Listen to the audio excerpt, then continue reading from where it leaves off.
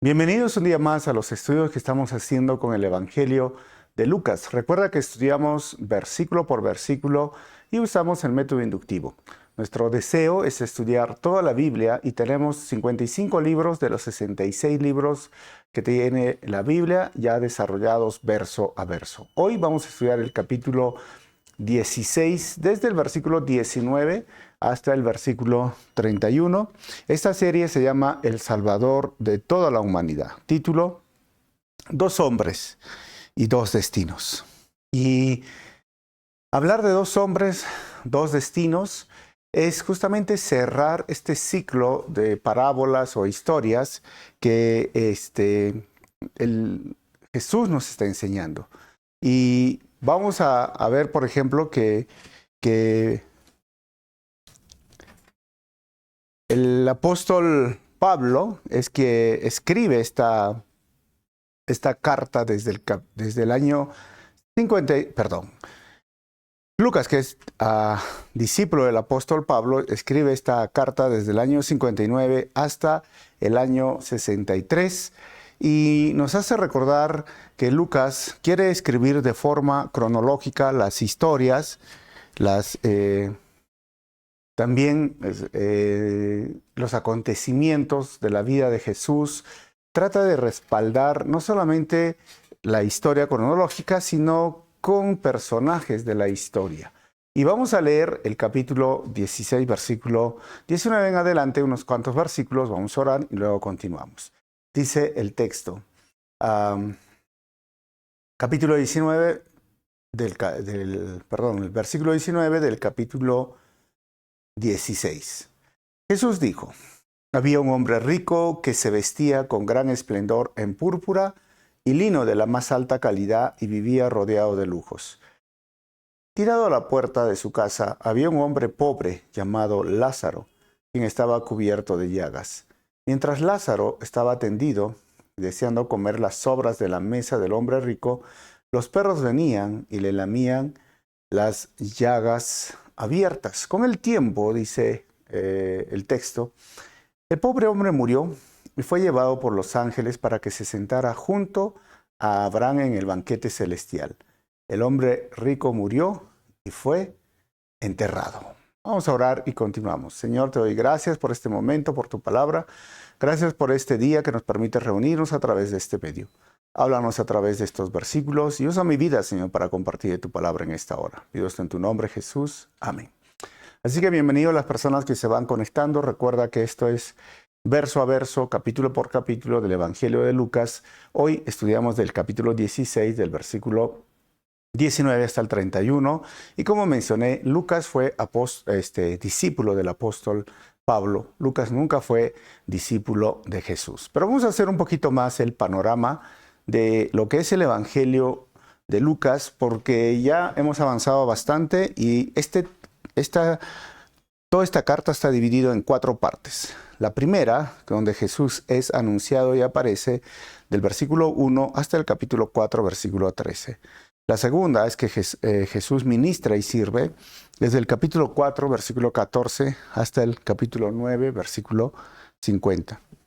La tercera parte es donde Jesús instruye y se somete del capítulo 9, versículo 51 al capítulo 23, versículo 56. Y la última parte, donde Jesús resucita y comisiona, que sería el capítulo 24. ¿Cuál es la actividad? En la primera parte, Jesús viene. La segunda y la tercera, Jesús busca. Y la cuarta parte, Jesús salva. ¿Cuál es el lugar donde se mueve la primera parte de capítulo 1 al capítulo 4, versículo 13? Es en Belén, Nazaret y Judea. Y a partir del capítulo 4, 14 hasta el capítulo 23, versículo 51, es Galilea, Judea y Perea. Y el último capítulo, 24, es en Jerusalén. El tiempo es unos 30 años en la primera parte, en la segunda parte 1 año y medio, en la tercera parte 6 meses y en la última parte, o sea, el capítulo 24, poco más de 40 días, casi 1 mes y 1 semana, ¿no? El tema general de todo el Evangelio de Lucas es: Jesús es el humano ideal que viene a salvar a toda la humanidad, tanto judíos como gentiles. Y el versículo clave está en Lucas 19, 10. ¿Y cómo se ve Cristo, nuestro Señor, en Lucas? Que Jesús es el Dios hombre perfecto, que viene a ofrecer la salvación a todas las personas. Entonces ya tenemos un panorama general de todo lo que es ahora este evangelio. Son 24 capítulos, estamos por el capítulo 16. Hoy terminamos el capítulo 16 y vamos a empezar obviamente el 17. Significa que nos quedan, mira, 6 hasta, sí, 6, 7 capítulos, y no te pierdas esta secuencia. Y si es primera vez que escuchas este estudio, recuerda que ya está en la lista de reproducción Lucas, puedes poner desde el primer video. Y así de esta forma tenemos muchos videos, como les dije, 55 libros de la Biblia ya desarrollados, un trabajo de más de 9 años. Ahora, hemos leído, esta es una famosa historia, algunos dicen parábola de el rico y Lázaro.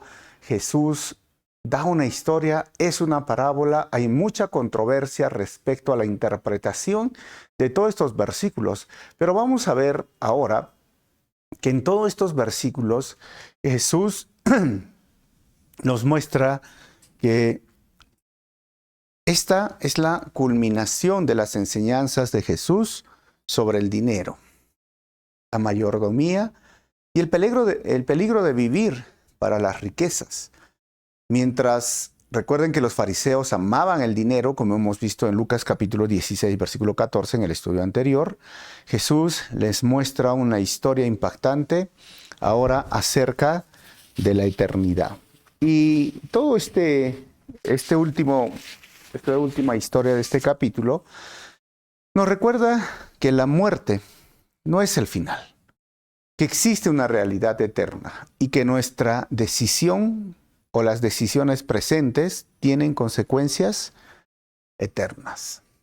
Todos nosotros vamos a ser afectados por las decisiones que vamos a tomar aquí en la tierra. O sea, la decisión que hacemos en la tierra tiene un efecto eterno. O mejor dicho, la eternidad básicamente sacará a la luz las decisiones que hemos tomado aquí en la tierra. Esta historia es una parábola, o esta parábola contiene una historia. Recuerda que las parábolas son historias de la vida real. Y obviamente ahí va la discrepancia, ¿no? Jesús siempre usó historias de la vida real para ejemplificar, para enseñar una verdad que quería dar a entender respecto al reino, respecto al perdón, respecto a la compasión de Dios, respecto a la gracia. Es muchos temas, pero siempre las parábolas tenían una intención de ocultar la verdad a los que no tenían interés en escuchar y dar claridad de esa verdad a los que sí deseaban escuchar. Y en muchas de las parábolas Jesús interpreta las parábolas, algunas no las interpreta, pero siempre hay un motivo para contar la parábola. Si entendemos dentro del contexto, entonces, ya hemos visto la parábola de la oveja perdida, la parábola de la moneda perdida, la parábola del hijo pródigo. Y hemos tenido también acerca de este mayordomo, se lo conoce la parábola del mayordomo astuto. Todas estas parábolas, estas historias, nos ayudan a ver, uno, el tema de la gracia, la misericordia, la compasión, la riqueza, la mayordomía, el uso del dinero. Y si has visto en el estudio anterior, Jesús resalta esto, pues ahora quiere cerrar con esta parábola. O sea, en los primeros versículos, lo que hemos leído, no nos da el motivo de por qué cuenta esta parábola, pero sí todo el contexto del capítulo 15 y el capítulo 16. Sí entendemos que es una parábola, pero recuerda, no deja de ser historias reales. Entonces vamos a ver a qué nos referimos y cuál es la controversia que puede haber en esta parábola. Así que la segunda parte entonces de este capítulo, la parte B, sería el título, Dos hombres diferentes. Y del versículo 19 al versículo 21 vamos a encontrar dos hombres diferentes en condición. Y del versículo 22 hasta el versículo 23 vamos a encontrar dos hombres diferentes en destino. La tercera parte del versículo 24 al 26 dos hombres diferentes en el estado eterno. Y del versículo 27 al 31, dos hombres diferentes en respuesta a la revelación de la eternidad. Así que vamos a ver ahora, después de nuestro bosquejo homilético, a empezar a desarrollar el tema. Dos hombres diferentes en condición, versículo 19 al 21. Dice el texto, Jesús dijo, había un hombre rico, y lo he remarcado, un hombre rico, que se vestía con gran esplendor en púrpura y lino de la más alta calidad, o sea, era extremadamente rico, y vivía rodeado de lujos. Hay una serie que habla del rico y Lázaro, pero los lujos es el mismo banquete que se daba el hijo pródigo, la misma palabra. Versículo 20. Ahora hay este contraste. Tirado a la puerta de su casa había un hombre pobre, llamado Lázaro, quien estaba cubierto de llagas. Qué interesante, ¿no? El contraste, porque Lázaro es una palabra en el hebreo que significa Eleazar, ese es el nombre. ¿Y qué significa Eleazar? Pues significa Dios es mi ayudador. Entonces, aquí tenemos dos personajes. Versículo 21. Mientras Lázaro estaba tendido, deseando comer las sobras de la mesa del hombre rico, los perros venían y le lamían las llagas abiertas. Ahora,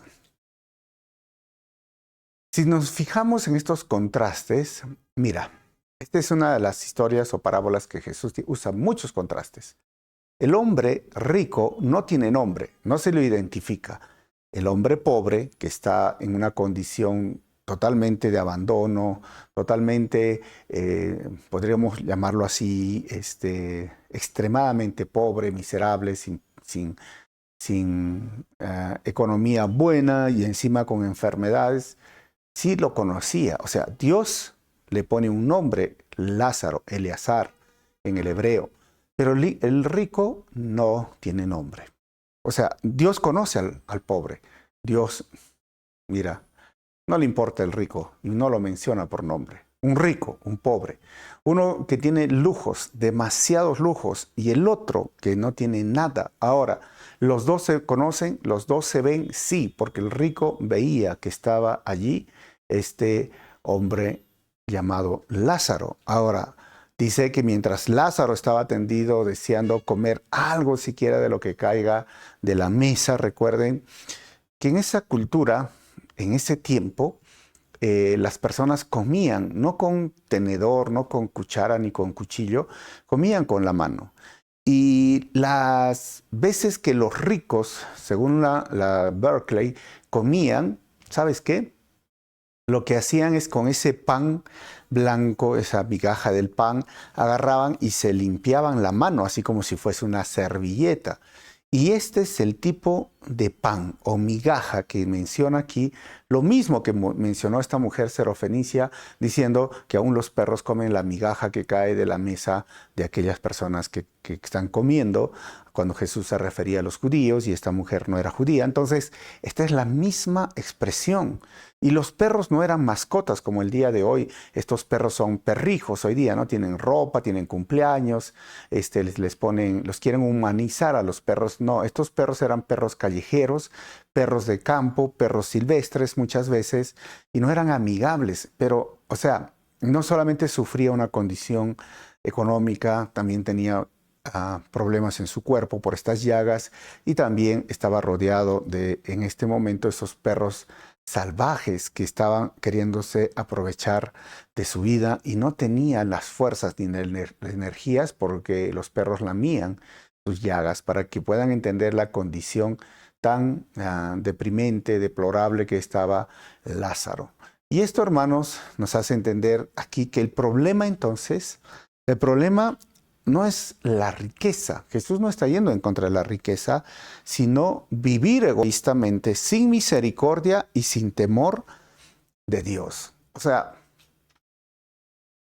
Jesús narra esta historia, esta parábola, porque los fariseos tenían mucho dinero en el contexto que vino Jesús, estaban muy bien posicionados económicamente, pero recuerden que Lucas es el evangelio de aquellas personas que han sido menospreciadas, ninguneadas, rechazadas por el sistema religioso, el sistema político. Por lo tanto, aquí tenemos un pobre llamado Lázaro. Y ellos no estaban ayudando de forma práctica, de forma social. No estaban dando lo que el Señor dijo en la ley.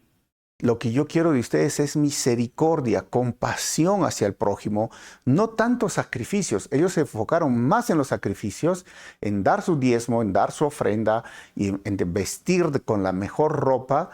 Pero cuando miraban al pobre, lo menospreciaban, porque ellos consideraban que el pobre, pues, es pobre por algo, habrá hecho algún pecado, porque su teología y su perspectiva, la interpretación de ellos era así. Pero Dios quería que si hay una persona que ha sido bendecido económicamente o que tiene riqueza, pues pueda ayudar y bendecir a otros. Recuerden, el dinero no es el problema, la riqueza no es el problema, es el amor al dinero, el amor a la riqueza y sobre todo no tener compasión y vivir una vida egoísta de no compartir con aquello que Dios te permite tener. Entonces, ahí empieza este problema. Y es como podríamos ver que hay personas que vienen a la iglesia y hay algunos que se sientan y están muy bien, algunos que a veces vienen por venir, no sé, ¿no? Todos estamos juntos en la iglesia, pero ¿cuál es el tema ahora, el día de hoy? Que no todos tienen la misma condición económica.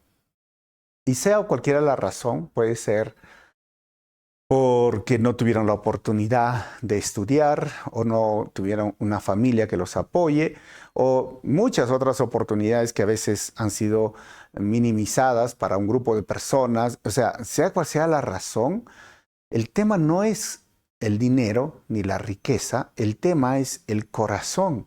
Tú puedes venir a la iglesia y tener mucho dinero o no tener mucho dinero, pero Dios sigue buscando personas que no tengan esa clase de egoísmo de no ayudar al necesitado. Todos podemos ayudar al necesitado, todos podemos ayudar si tenemos proyectos sociales o cuando es tiempo de ayudar. O sea, es como vienen varias personas a la iglesia, pero ¿quién realmente puede tener un corazón sincero? O sea, al final recuerda que delante de Dios, delante del Señor, lo importante no es cuánto poseen, sino si sus corazones pertenecen verdaderamente al Señor. Así es que Jesús no está en contra del dinero.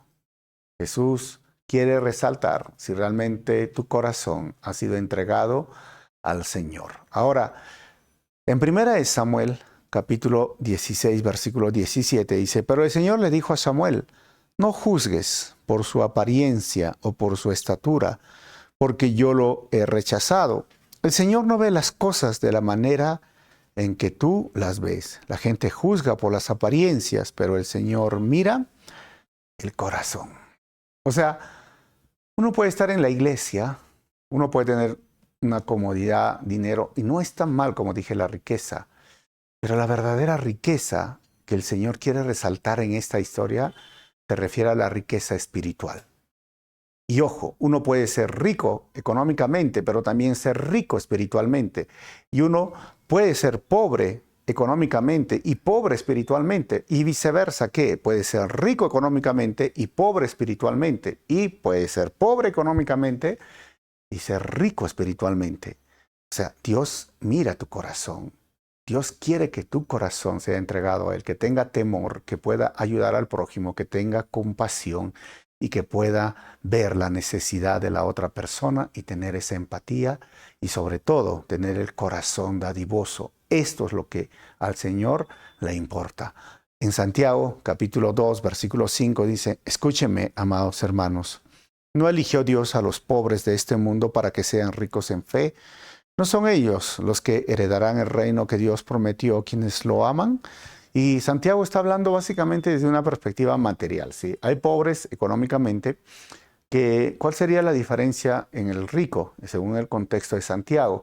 Es que el rico muchas veces está confiado en su cuenta bancaria, en sus propiedades, en sus ahorros, en sus inversiones, y a veces como que ya no tiene ese acercamiento a Dios que necesita cada ser humano. Mientras que una persona que tiene pobreza económica es como que día a día clama al Señor por tener comida, por tener seguridad, por tener para pagar los recibos de luz, electricidad, lo que venga más adelante. O sea, a veces esa pobreza material hace que se acerque más a Dios, que busque más a Dios. A eso se refiere, por eso dije, hay pobres que son ricos espiritualmente, pero también he conocido pobres que son pobres espiritualmente. Entonces no tiene nada que ver con la economía, tiene que ver una vez más el corazón con que nosotros nos acercamos al Señor. O sea, Dios no evalúa a las personas para la salvación según su posición social o prosperidad material. Solo está mirando su corazón. Ahora, la segunda parte del versículo 22 al 23. Dos hombres diferentes en destino. Versículo 22. Con el tiempo el hombre pobre murió y fue llevado por los ángeles para que se sentara junto a Abraham en el banquete celestial. Y el texto dice, el hombre rico también murió y fue enterrado. Esta palabra que dice se sentará junto a Abraham, en el griego habla del seno de Abraham.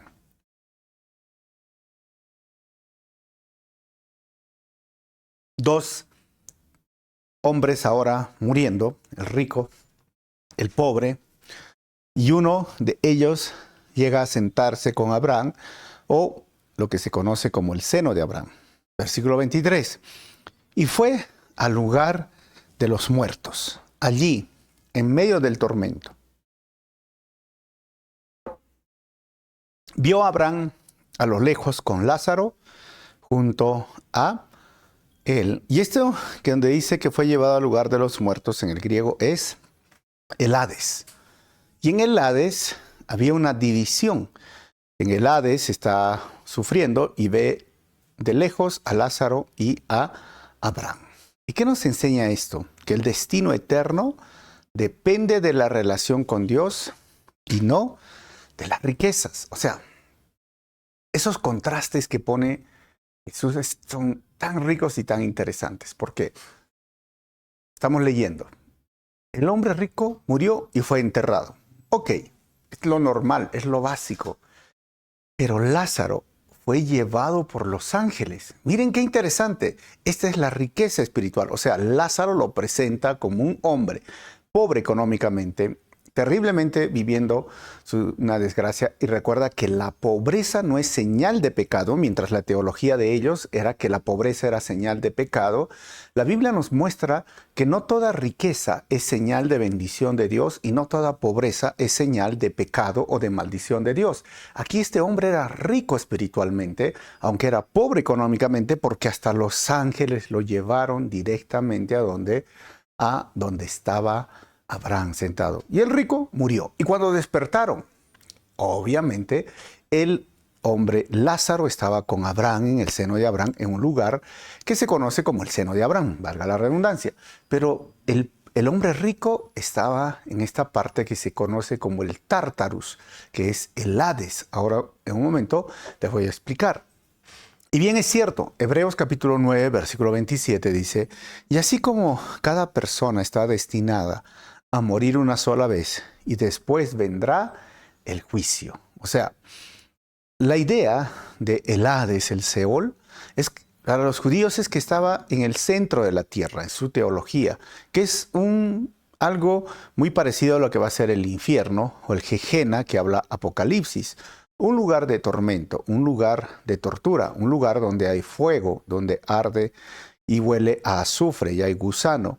Y esto dice en el libro de Daniel, aún en el Antiguo Testamento, capítulo 12, versículo 2, dice, y se levantarán muchos de los que están muertos y enterrados, algunos para la vida eterna y otros para vergüenza y deshonra eterna. O sea, ya sabían, solo hay dos caminos, solo hay dos destinos, porque existe, lo que nos enseña estos versículos es que existe conciencia después de la muerte y la realidad es que solo hay dos destinos eternos. O sea, hay personas que enseñan que cuando morimos se nos borra todos los recuerdos, toda la memoria, el chip, como dicen, ¿no? Nos van a cambiar el chip, nos van a cambiar la memoria. Yo digo, no tiene fundamento esta teología, porque aún en esta historia, el Lázaro estaba consciente. Este hombre rico, que no sabemos su nombre, lo pudo reconocer a Lázaro. O sea, estaba consciente. Pero solamente habían dos lugares. El seno de Abraham en ese momento y el otro que es el Tártarus o el Hades o el Seol. Dos destinos, no hay más. Hay conciencia. Por eso la tortura que van a experimentar las personas eternamente en el lago de fuego, porque este todavía no es el infierno, va a ser, hermanos, día tras día, por todos los siglos de los siglos, recordar que tuvieron la oportunidad de acercarse a Dios, tuvieron la oportunidad de arrepentirse y volverse a Dios, pero no lo hicieron. Pero en cambio, hay otro lugar. Daniel, Jesús, este mismo texto nos enseña del cielo, hoy día llamado el paraíso, el lugar donde van las personas que han fallecido en Cristo. Y mi mamita, todas las personas que han fallecido, mi papá y todos están ahí en el cielo. ¿Y cómo es esto? Te voy a explicar. Estamos viendo Lucas 19 al 31. En el Antiguo Testamento, la palabra Seol, que vendría a ser en hebreo, y la palabra Hades es en el griego, que es lo mismo, son sinónimos. Significa el lugar de los muertos o el lugar de las almas o los espíritus y los difuntos. Y estaba dividido por esa línea, si estás viendo este estudio, conocido como el Tártarus, aquellos que no tenían fe en el Hijo, en la promesa, en nuestro Señor Jesucristo, porque estamos hablando en el Antiguo Testamento. Y Jesús habló del Gehenna, que era el valle de Himón, donde se quemaba la basura y siempre había fuego, la basura orgánica, había gusano y nunca se acababa el fuego, el gusano y el olor pestilente. Todo eso era en este lado. Y en el otro lado, si estás viendo, está el seno de Abraham. Y el seno de Abraham estaban, ojo, los que tenían fe en la promesa. Esto es el Antiguo Testamento. Ahora viene el Nuevo Testamento. ¿Y qué pasa? Existe ahora el paraíso, que sería en el futuro el cielo.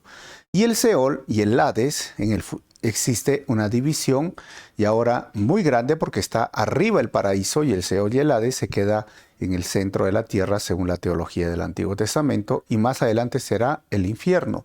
Ahora, ¿qué pasó? En el tiempo de Jesucristo, muere en la cruz, resucita. O sea, el día viernes al día sábado, el Señor desciende al Seol, al Hades, proclama su victoria y a todos los que tenían esperanza en la promesa, tenían fe en Jesucristo, se los lleva ¿a dónde? Al paraíso. Por eso es que a este hombre en la cruz, a este ladrón, le dijo, hoy estarás conmigo en el paraíso. Proclamó su victoria, como dice Pablo. Pedro bajó y descendió y ahora él están todos los que mueren en Cristo en el paraíso. Y los que no tienen a Cristo siguen en este lugar llamado el Seol, el Hades, antiguamente el Tártarus, donde estaban las demás personas. Puedes leer 2 Corintios 12:4 y Apocalipsis 2:7, que habla de este lugar llamado el paraíso. Y el Seol, el Hades y el infierno, puedes verlo en Apocalipsis 19:20, Apocalipsis 20, versículo 10 y Apocalipsis 20, versículo 14 al 15. Entonces, por eso es que esta llamada parábola, porque Jesús no lo llama como una parábola, le hemos puesto el nombre de parábola y ese es justamente el conflicto, ¿no? Realmente esta es una parábola, es una historia, pero las parábolas son historias de la vida real, de la vida cotidiana y es curioso que habla de este momento y que cuando Jesús menciona que este hombre, el rico, está sufriendo, está consciente y el Seol, el Hades, que este lado se llamaba el Tártarus, mientras al frente, dividido por un abismo, estaba lo que se conoce como el seno de Abraham. Mira, estaban tranquilos, Qué interesante el lugar de los muertos. Ahora, versículo 24 al 26, la tercera parte, dos hombres diferentes en el estado eterno. Entonces, el hombre rico gritó, Padre Abraham. Miren, qué interesante que podía gritar, Padre Abraham, ten piedad, envíame a Lázaro para que moje la punta de su dedo en agua y refresque mi lengua. Estoy en angustia en estas llamas. ¿Se dan cuenta? Fuego, hay angustia, hay calor, hay sed. O sea, esta es la condición que la describe nuestro Señor en este lugar que se llama el Tártaros. O sea, miren qué interesante que después de la muerte ya no existe oportunidad para cambiar el destino eterno. Ahí se va a quedar. En Juan capítulo 3, versículo 36 dice, los que creen en el Hijo de Dios tienen vida eterna, y los que no obedecen al Hijo nunca tendrán vida eterna, sino que permanecen bajo la ira del juicio de Dios. ¿Y cómo es esto? Hasta ahora, no solamente este hombre era orgulloso, egoísta, prepotente, porque tú dices, ¿y dónde se ve su orgullo, sus prejuicios, su prepotencia y su orgullo, sobre todo que estamos hablando, y su egoísmo? Es que aún estando en este lugar de tormento, él dice, oye, ordena a Abraham, quiere que Lázaro le obedezca, envía a Lázaro para que me moje mis labios. O sea, tiene la osadía, el orgullo, la prepotencia. Por eso te digo, es interesante que hay conciencia en ese lado. Al versículo 25, y Abraham le dijo, hijo, qué interesante, ¿no? Hijo, recuerda que tuviste todo lo que quisiste durante tu vida y Lázaro no tuvo nada. Ahora, él está aquí recibiendo consuelo y tú estás ¿en qué? En angustia. Otra vez el contraste. En el Seol, en el Hades, en el seno de Abraham, en ese lugar hay personas que reciben consuelo y hay personas que están en angustia. Versículo 26. Además, hay un gran abismo que nos separa. Ninguno de nosotros puede cruzar hasta allí y ninguno de ustedes puede cruzar hasta aquí. ¿Se dan cuenta?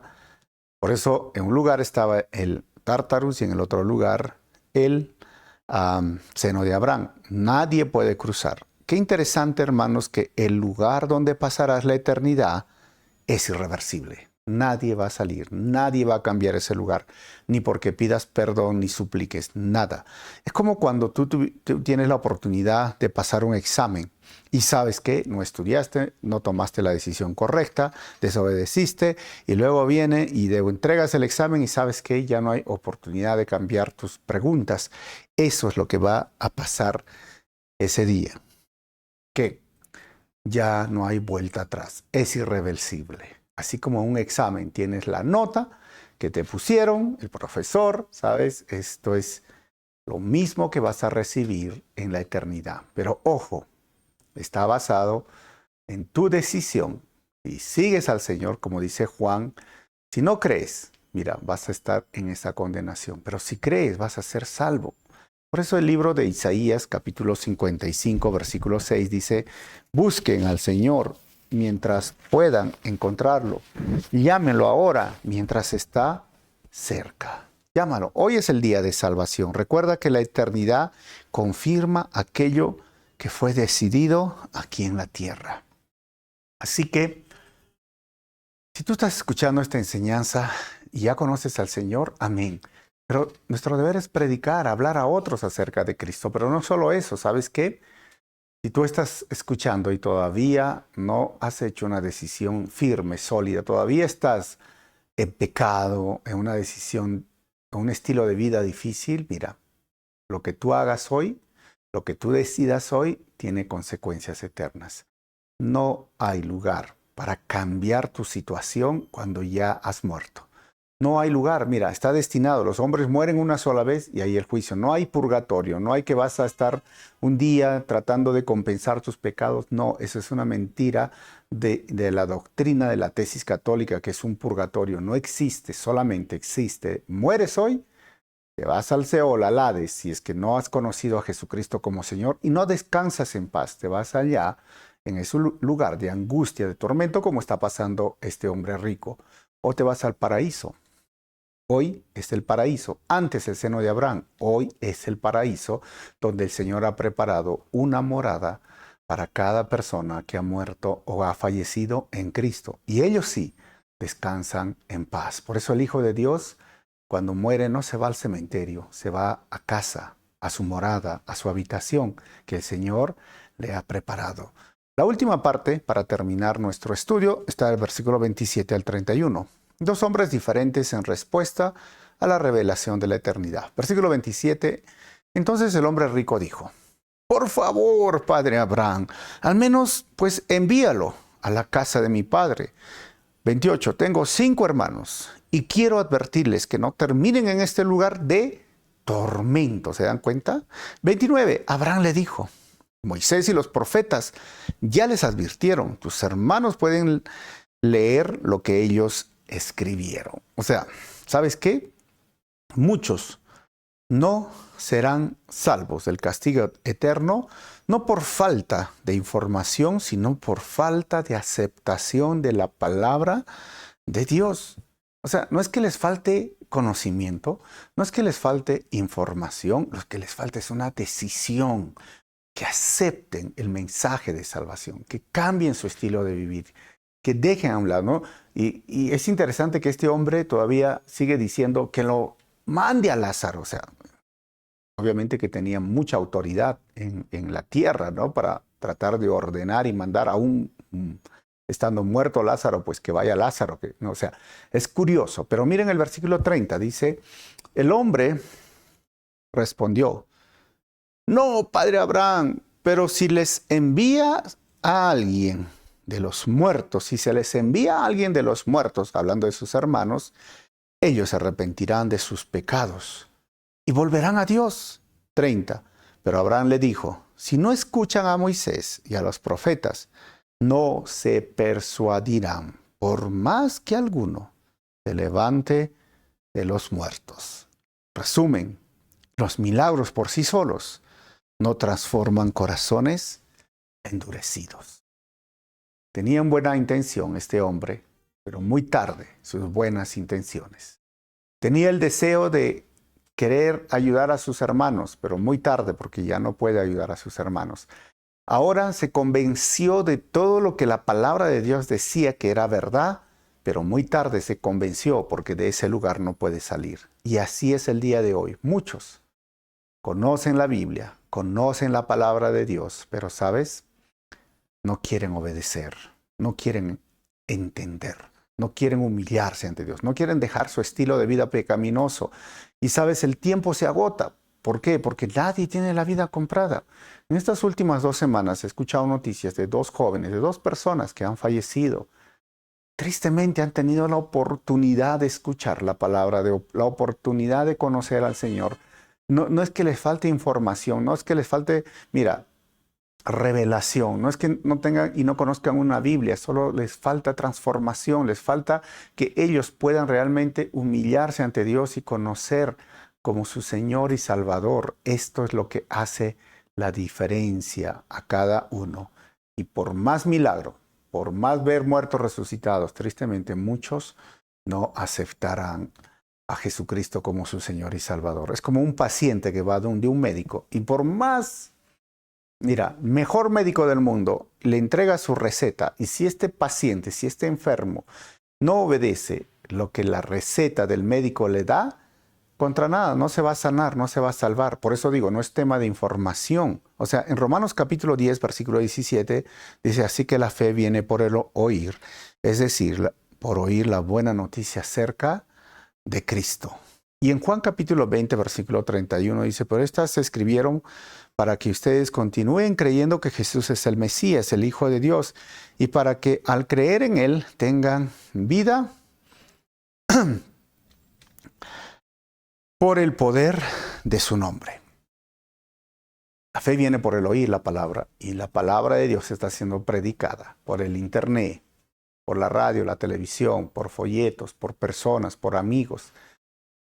No es que no les falte oír la palabra en este contexto en el cual vivimos. Sí, yo sé que hay un grupo de personas que todavía no conocen en el mundo, pero aquí en Latinoamérica la gran mayoría ya escuchó. ¿Y qué más? Juan dice Hay muchas historias que se hablan de Jesús, pero las que se hablan, Juan habla solo de 7 milagros, es suficiente. Que si tú no crees esto, pues ya, no, ¿cómo vas a poder creer en lo demás? Porque hay personas que dicen, yo quiero más información. ¿Qué hizo Jesús a esta edad? ¿Por qué hizo esto? ¿Por qué hizo lo otro? Tienen dudas y dudas y dudas. ¿Sabes qué? La Biblia tiene pruebas convincentes. La existencia de Cristo es convincente. La resurrección es convincente. Y tienen tantas pruebas históricas que negarlas, ¿sabes? Te hace merecedor de la condenación eterna. Pero recuerda, hoy podemos ser salvos. Hoy es el día de salvación. Hoy tenemos la suficiente verdad y revelación y sobre todo el conocimiento que nos da la ciencia. Luis Pasteur decía, un poco de ciencia, un poquito de ciencia te aleja de Dios, pero mucha ciencia te acerca de Dios. Así que la ciencia misma corrobora la existencia del Señor. Por eso, hermanos, recuerda, la incredulidad, es lo que digo, la incredulidad no es un problema de falta de evidencia, sino de dureza del corazón. Una vez más, la incredulidad no es un problema de falta de evidencia, sino de dureza del corazón. Vamos a terminar con 4 conclusiones. Lo primero que hemos visto, la eternidad es una realidad que nadie puede evitar y solo hay 2 destinos. Eso es lo que tienes que entender, el cielo o el infierno. Número 2. Las riquezas nunca pueden sustituir una relación con Dios, porque el rico tenía abundancia material, pero carecía de verdadera riqueza espiritual en esta historia. Lo tercero que hemos visto es que después de la muerte no existe una segunda oportunidad para decidir por Jesucristo. Y número 4, lo que hemos visto es que la palabra de Dios es suficiente para conducirnos a la salvación. No necesitamos nuevas revelaciones extraordinarias, necesitamos escuchar, creer y obedecer las Escrituras, la palabra del Señor. ¿Por qué no oramos y le damos gracias al Señor que nos salvó? Y también urge que la necesidad de predicar a aquella persona que tú amas, que tú quieres, que tú estimas, que si no se arrepiente, si no hace a Jesucristo su Señor y Salvador, no va a ir a la vida eterna, al cielo. Vamos a orar. Señor, te damos gracias por este momento. Gracias por tu palabra, gracias por la oportunidad que tenemos de aprender de ti. Somos simplemente salvos por tu gracia y misericordia. Y ayúdanos a perseverar y a permanecer en esta carrera, pero también ayúdanos a seguir predicando, a seguir hablando a las personas que estimamos, que queremos, y aún a aquellos que nos encontramos en el camino, o nuevos amigos que hacemos en el centro de estudio, centro de trabajo o vecindario. Seas tú, Señor, tocando esos corazones, porque aquella persona que no ha nacido de nuevo, que no se ha arrepentido de sus pecados, que no tiene fe en que tú has muerto en la cruz por sus pecados y te hace Señor y Salvador, no irá a la vida eterna, al cielo, el lugar preparado para solo aquellos que han nacido de nuevo. Esa persona irá al lugar de condenación. Condenación eterna, tortura eterna. Ten misericordia de ellos, Señor. Pido esto en tu nombre, Jesús. Amén. Si el mensaje ha sido de bendición y alguien de tus amigos o familiares necesita escuchar, mándale este video y dime cuál de las 4 conclusiones te gustó más y nos vemos en el siguiente capítulo.